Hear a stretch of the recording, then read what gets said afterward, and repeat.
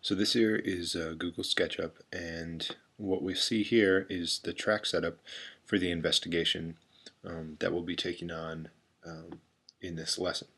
So the nice thing about doing this in Google SketchUp is that we can manipulate the design. So rather than an instructor trying to draw this up on a whiteboard and try to explain the finer points of the investigation, you can do instead is set this 3D rendered idea up and actually manipulate the 3D design. So right here we have a track. You can see there's a track here, and I've gone and labeled all the things that matter. We have the rangefinder over here, the radar gun, the recorders is this back line here, and the timers are up front. And so what will happen is the sprinter down here, when I change scene, the sprinter down here will start running down the track, and every 5 meters, this is marked here, so that as he runs down, the timers stop their stopwatches when the sprinter passes their mark, and then they tell their time to the recorders who recorded on a data table.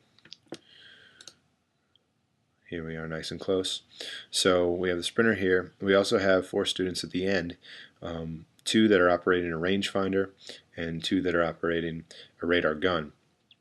And so what this allows us to do is calculate also the instantaneous velocity from the radar gun. And at every 5 meters, the rangefinder will call out mark, and the 2 recorders standing behind will record the instantaneous velocity of the sprinter at that point. So we see now the sprinter moves down. Here we have the rangefinder over here on the left, and the radar gun on the right, at least the representations of those 2 things.